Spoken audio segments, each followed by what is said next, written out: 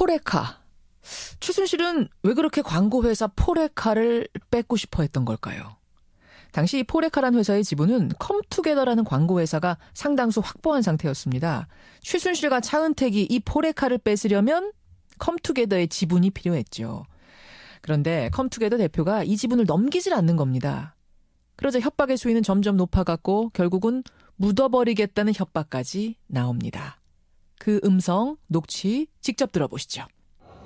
계단이라는 데서 탑에서 봤을 때는 형님이 양아치 짓을 했다고 보고 있어요. 그래서 막말로 얘기하면 묻어버려라 까지도 얘기가 나왔대요. 컴투게더를 세무조사를 다 들이보내서 컴투게더까지 없애라까지 얘기를 했대. 예, 한국 콘텐츠진흥원장 송성각 전 원장이 이 컴투게더 대표에게 하는 그 실제 음성 여러분 잠깐 들으셨습니다. 막말로 얘기하면 묻어버려라는 얘기까지도 나왔대. 컴투게더 세무조사를 다 들여보내서 컴투게더까지 없애버려라 이런 얘기를 했대. 이런 음성이었죠. 여기까지는 우리가 언론을 통해 전해 들었습니다. 그런데 어제 검찰이 새로운 사실을 하나 밝혀냅니다. 박근혜 대통령이 중국 방문 중에도 안종범 수석에게 전화를 걸어서 이 포레카 매각을 직접 챙겼다는 겁니다. 예, 이 기막힌 뉴스를 듣고 우리도 이렇게 황망한데 피해 당사자는 어떤 느낌이었을까요? 묻어버리겠다는 협박까지 받았던 광고회사 컴투게더의 한상규 대표. 오늘 방송 최초 출연입니다. 예, 직접 만나보죠. 한 대표님, 안녕하세요. 네, 안녕하세요. 네. 마음은 좀 안정이 되셨습니까? 예, 많이 안정은 됐습니다만은 요즘 저희도 뭐 새로운 소식에 또 깜짝깜짝 놀라고 있습니다. 자, 어제 새로운 사실이 하나 드러났습니다. 대통령이 중국 공식 방문 중에도 안종범 수석한테 전화를 걸어서 포레카 매각 잘 되게 해라. 최순실에게 잘 넘어가게끔 해라라는 취지의 지시를 했다는 겁니다. 이 소식 들으셨죠? 예, 들었습니다. 느낌이 어떠십니까? 이 얘기까지 들으시곤. 참담했습니다. 그런 어마어마한 일이 있을 거라고는 정말 꿈에도 생각 못했었습니다. 왜 최순실은 그 많은 광고회사 중에 포레카에 눈독을 들인 겁니까? 최순실, 차은택이 2014년 말부터 몇 개의 광고회사를 차리기 시작합니다. 예. 그거는 이제 한 1년 후에 미르재단과 K스포츠재단의 이제 설립을 앞두고 미리 준비를 했던 거죠. 기업으로부터 광고를 따서 그 수익조차도 본인들이 갖고 싶어서. 그렇죠. 그런 수익 거죠? 플러스 대통령 수행 사업, 즉 청와대 비즈니스에 광고회사가 필요했었겠죠. 그래서 이 포레카라는 회사가 있는데 저 회사를 얻게 되면은 정말 자기들이 원하는 모든 비즈니스를 다 수행할 수 있겠구나 생각했으니까 저희를 이제 타겟으로 노리고 아마 뺏으려고 했던 것 같습니다. 근데 큰 광고회사도 다른 회사도 많잖아요. 근데 여기는 포스코 계열사, 아마 그 당시에 대기업 일감 몰아주기 이런 걸로 사회적인 질타, 비난들이 쏟아지면서 포스코가 팔려고 하고 있던 중이었던 건가요? 그렇습니다. 매각으로 나와 있었고 저희가 인수한 게 2015년 9월 1일인데 예. 약 1년 반 전인 2014년 4월에 청와대에서 포스코 계열 광고회사를 인수하자라는 그런 모의한 서류가 나옵니다. 그래서 이 사람들이 이거를 이제 인수하기로 미리부터 생각을 하고 있었는데 예. 입찰이 시작된 게 2014년 12월이었습니다. 예. 근데 그때는 곧 이어서 정윤회 사건이 문건이 터지기 시작할 때라서 이 양반들이 그거를 잘 놓치고 있었던 것 같아요. 그 타이밍을. 그러니까 이미 우리가 포레카를 가져오자라고 청와대에서 모의가 됐었는데 정윤회 문건 유출 사건 터지면서 정신없는 동안 컴투게더한테 한상규 대표한테 돌아간 거군요. 그게. 저희하고 롯데그룹하고 두 군데가 복수의 우선 협상 대상자가 됐었습니다. 예. 그래서 롯데그룹으로 가게 되면은 대기업을 등치기는 조금 힘들 테니까 그렇죠. 일단 중소기업으로 보내고 그다음에 이제 80% 내지 90%를 뺏으려고 이제 했던 것 같습니다. 지분을 내놓으란 얘기가 구체적으로 나오기 시작한 건 언제부터입니까? 2015년 3월 초였습니다. 단독 우선 협상 대상자가 되려고 치열하게 이제 겨루는 중에 예. 그 협박범들이 나타나기 시작했었습니다. 아니 그때는 지분을 가지고 있는 것도 아닌데 협박을 시작했었죠. 예. 그래서 저희도 이제 우리가 아직 100% 단독 우선 협상 대상자가 되기도 아주 전이다. 예. 그런데 왜 나한테 그런 자격도 없는데 내놓으라고 하느냐라고도 얘기했고. 예. 근데 제 입장에서는 포레카라는 회사의 대표가 그렇죠. 제가 잘 아는 광고계 지인들을 데리고 나타나서 뭐 이런 협박을 시작할 때 믿지 않을 수가 없었습니다. 지금 와서 알고 보니 그 김영수라는 사람, 포레카의 예. 당시 사장이었던 김영수라는 사람도 최순실이 꽂은 거죠. 포스코에서, 본사에서. 예, 저희도 최근에 알았습니다. 여러 가지 협박들이 있었다고 들었어요. 그 송성각 한국컨텐츠진흥원장, 그 송 원장과의 만남에서 송 원장이 한 대표를 협박하는 그 발언을 녹음하셨다고 제가 알고 있습니다. 그 녹취록 아직 세상에 한 번도 공개하지 않은 건데 저희가 첫 공개를 합니다. 잠깐 들어보죠. 막말로 얘기하면 묻어버려라 까지도 얘기가 나왔대요.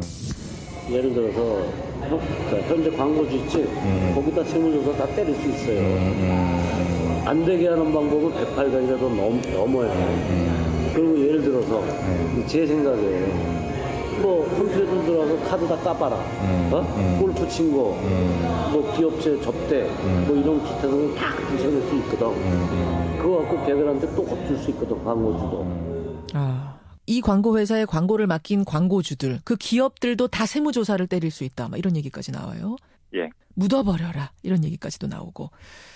참 이 협박도 가지가지인데 그중에서도 제일 심했던 게 이 한국컨텐츠진흥원장 송성각 전 원장의 협박이었습니까? 예, 강도가 굉장히 좀 높아졌었습니다. 계약을 하자마자 그들은 80% 지분이 90%로 가고, 그다음에 뭐 여러 가지 나중에는 저는 지분이 없고 자기들이 100%를 다 가져가는 걸로 그렇게까지 뭐 협박의 강도가 높아졌었습니다. 예. 뭐 묻어버리겠다라든지 그런 아니 그 단어들이 나오기 시작했었습니다. 묻어버리겠다는 얘기는 도대체 어디서 어떻게 이런 단어가 지금 이게 영화가 아니라 현실에서 있을 수 있는 건지 저는 상상이 안 되는데 어디서 이런 협박을 했습니까? 그거는 이제 송성각 원장이 그들이 묻어버리라고 한다라는 얘기를 이제 간접합법으로 전한 거였었습니다. 그들이 누구예요? 그때 재단이라는 얘기를 처음 들었었어요. 이게 미르재단이나 K스포츠재단이 생기기에 훨씬 전이었었거든요. 전이죠.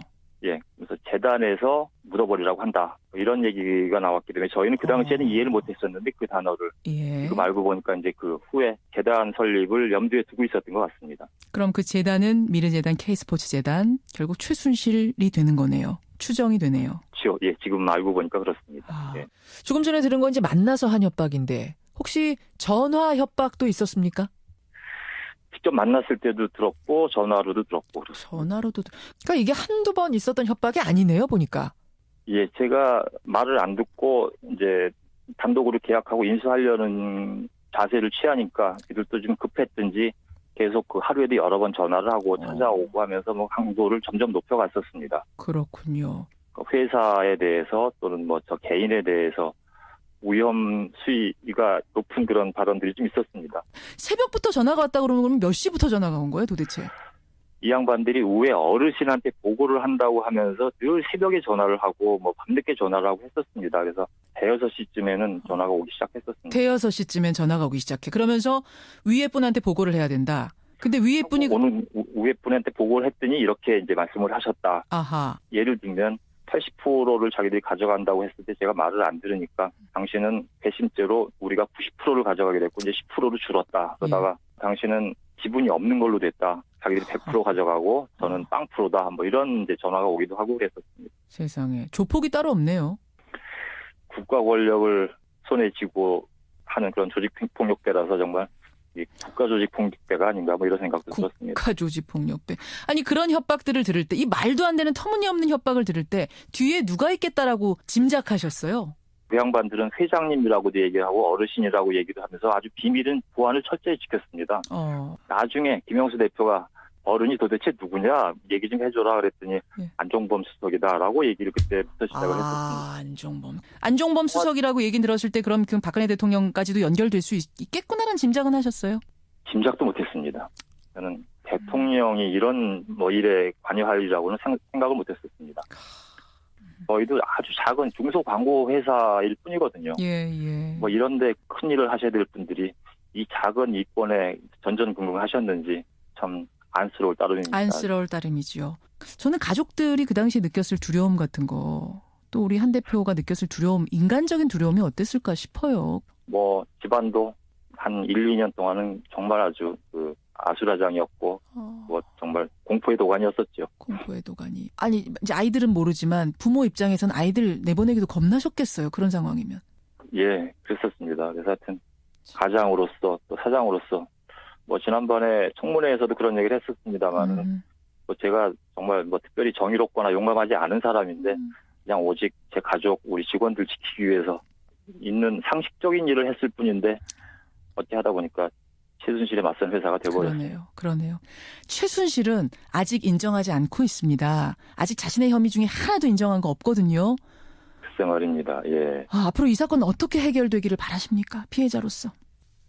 참 저희도 매일매일 뉴스를 접하면서 이게 정말 이게 대통령인가, 이게 정말 이 청와대였든가 뭐 이런 생각들이 많이 듭니다. 예. 저희끼리도 질이 안 좋은 사람들한테 이제 좀 과분한 힘이 주어지니까 아하. 주체하지 못해서 좀 자멸한 게 아닌가. 뭐 진실은 인양되겠죠. 감옥 갈 사람들은 갈 것이고. 뭐 저희 회사의 꿈은 평범한 일상으로 돌아가는 겁니다. 이제. 예. 그래서 깜짝깜짝 놀라는 일 더 이상 없었으면 좋겠고, 또 촛불 들고 이 추운 날 길거리에 나선 일 없게. 뭐 정치하시는 분들이 제발 좀 국민들만큼만 애국심을 가지고 정치를 해주십사 하고 부탁드리고 싶습니다. 힘내시고요. 네. 예. 예, 감사합니다. 사업도 잘 되시길 바라겠습니다. 네, 감사합니다. 예, 오늘 고맙습니다. 네, 네. 예, 포레카라는 광고회사에 지분을 내놓으라고, 자신들에게 내놓으라고 협박당했던 당사자, 컴투게더의 한상규 대표였습니다.